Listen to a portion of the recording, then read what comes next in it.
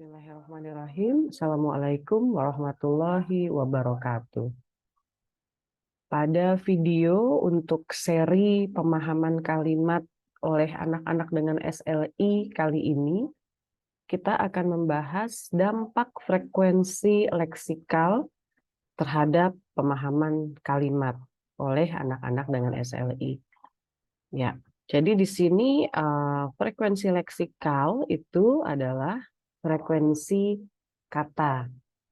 Ya, apakah kata X misalnya itu high frequency misalnya atau sering atau sering muncul ya di kehidupan sehari-hari kita, atau low frequency rendah ya, jarang kita dengar, jarang kita ucapkan, atau di tengah-tengah ya, cukup sering tapi tidak high begitu. Nah, jadi kita akan melihat dampak frekuensi ini ya. Kalau kata-kata seperti itu dimasukkan ke dalam kalimat lisan ya, bagaimana anak-anak dengan SLI memahami kalimat-kalimat tersebut. Baik, diskusi kita kali ini berdasarkan kepada artikel ini ya, Bapak Ibu ya, yang ditulis oleh Leclerc dan kawan-kawan, dan kemudian diterbitkan di 2014 di jurnal Research in Developmental Disabilities. Silakan, saya mengajak Bapak Ibu untuk membaca versi lengkapnya. Baik, kita mulai. Tujuan penelitian yang dilaporkan di artikel ini adalah untuk memberikan analisis defisit pemahaman pada anak-anak dengan SLI secara rinci dengan menilai dampak 3 faktor linguistik pada pemahaman kalimat. Ya, jadi ada 3 faktor linguistik ya, Bapak Ibu, yang dimanipulasi, yaitu 3 ini. Ya, panjang kalimat, maaf, panjang kalimat, ya, jadi jumlah kata begitu.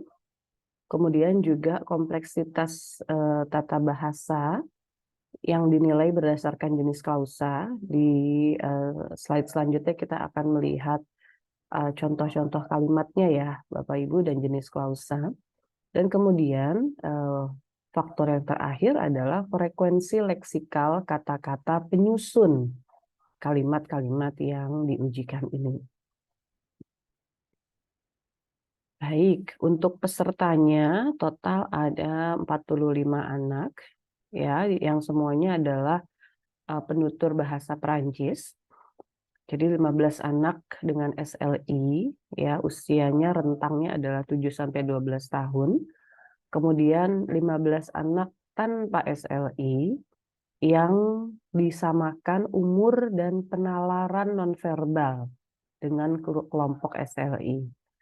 Lalu ada juga kelompok kontrol kedua, yaitu 15 anak tanpa SLI dengan usia yang lebih muda yang disamakan pada kosakata reseptif dengan kelompok SLI. Ya, jadi kelompok SLI ini disetarakan atau disamakan dibandingkan dengan 2 kelompok anak yang tidak mengalami SLI. Nah, mereka ini ya, para peserta ini mendengar 120 kalimat aktif dengan klausa relatif. Lalu setelah itu ya, mereka diminta memilih gambar yang sesuai dengan kalimat yang sudah didengar tadi.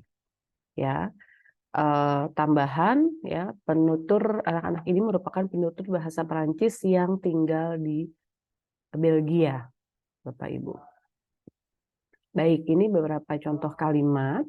Jadi di sini bisa kita lihat sebelah kiri itu adalah labelnya, begitu ya. Misalnya short sentences with subject relative clause and high lexical frequency. ya. Jadi kalimatnya pendek, lalu kompleksitas tata bahasanya ini sederhana karena subject relative clause. Kemudian untuk apa namanya tadi ya, frekuensi katanya atau frekuensi leksikal ini yang high atau tinggi.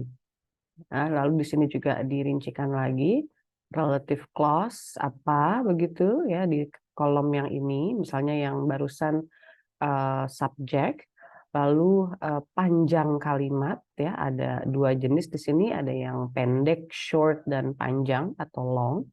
Kemudian ada frekuensi leksikal ya yang tinggi dan rendah ya, sering kita temui di kehidupan sehari-hari atau tidak sering kita temui.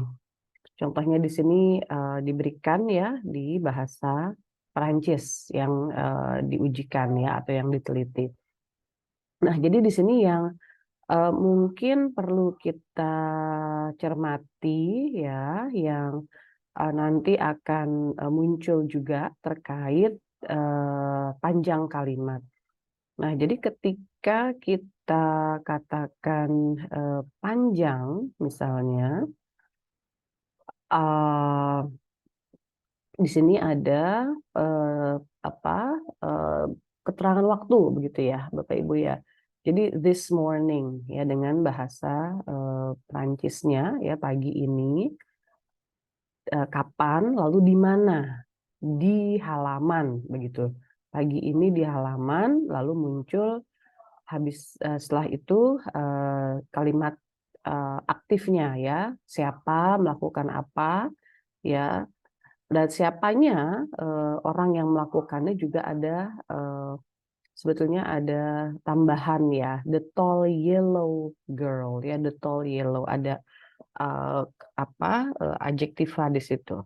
Nah, tapi kalau menurut kalau Bapak Ibu baca artikel aslinya ya, sebetulnya peneliti mengatakan bahwa gambarnya itu sebetulnya untuk memilih gambar yang benar itu kata-kata tambahan ini ya, kata-kata yang membuat kalimatnya jadi panjang itu tidak signifikan ya, tidak mempengaruhi, tidak berkontribusi terlalu besar kepada akurasi jawaban.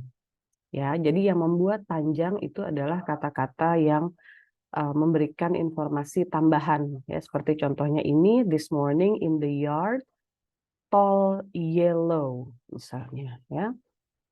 Oke, contoh kalimat sudah kita lihat, lalu kita bergerak kepada hasil Bapak Ibu secara singkat.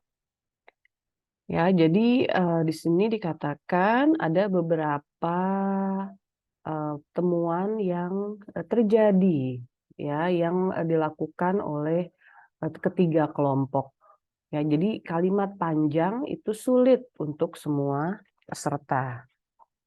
Lalu performa SLI, maaf nomor 3 dulu, objek relative clause ya, jadi ini tadi faktor linguistik panjang kalimat ya, kalau panjang semua kesulitan. Lalu faktor linguistik kompleksitas tata bahasa yang diindekskan oleh objek relative clause ya, atau clause, relative clause maksud saya.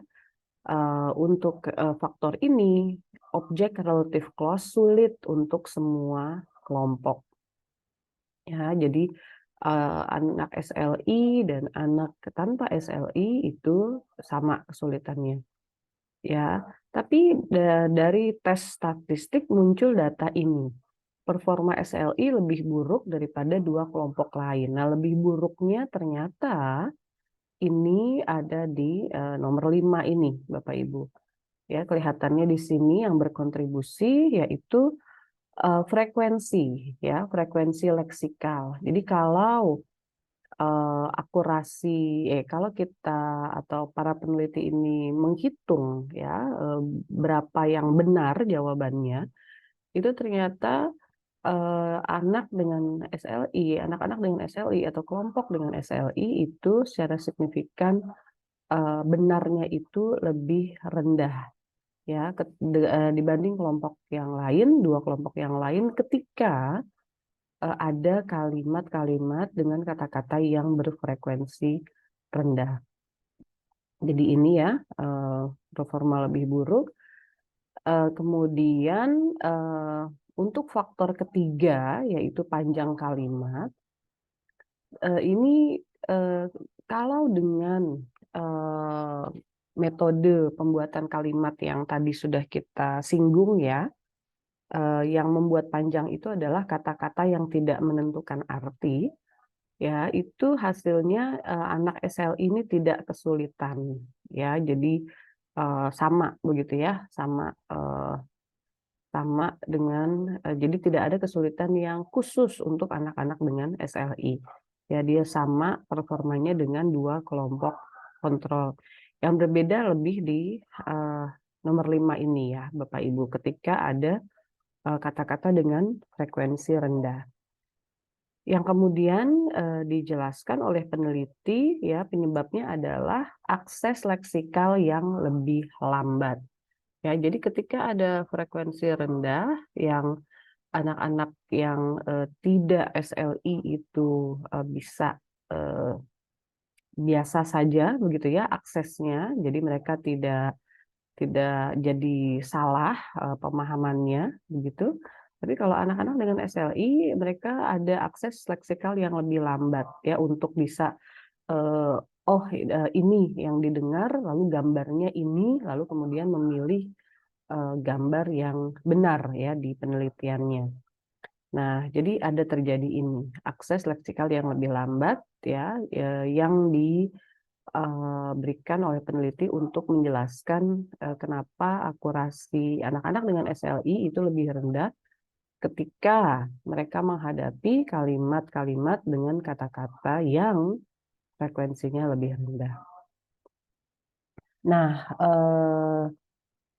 di akhir dari artikel ya peneliti menyimpulkan ini Bapak Ibu.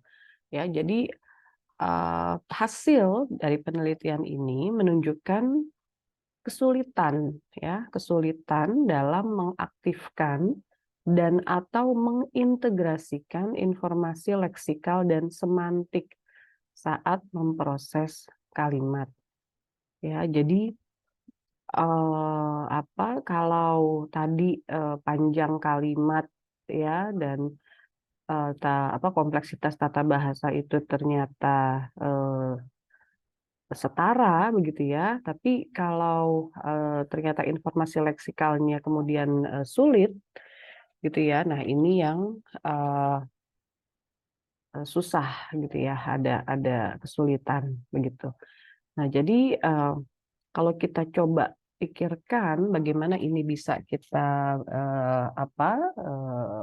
manfaatkan dalam kegiatan pendampingan untuk anak-anak SLI, kita bisa atau kita perlu memikirkan dan mengontrol frekuensi kata-kata dalam materi pelatihan kita. Ya, jadi tidak hanya memperhatikan tata bahasa, ya, tidak hanya memperhatikan panjang kalimat atau jumlah kata, tapi juga memperhatikan frekuensi kata dalam proses ya kita membuat kalimat-kalimat yang kemudian dipakai dalam proses pendampingan untuk anak-anak dengan SLI. Itu perlu dilakukan karena ternyata sekali lagi berkontribusi ya, frekuensi leksikal berkontribusi kepada pemahaman lisan ya pada anak-anak dengan SLI. Demikian Bapak Ibu, semoga bermanfaat dan semoga juga bisa meninggalkan komentar atau pesan di bawah video ini ya untuk kita sama-sama berdiskusi bagaimana kita bisa meningkatkan pelayanan kita kepada anak-anak dengan SLI. Terima kasih. Semoga bermanfaat sekali lagi. Alhamdulillahirabbil alamin. Assalamualaikum warahmatullahi wabarakatuh.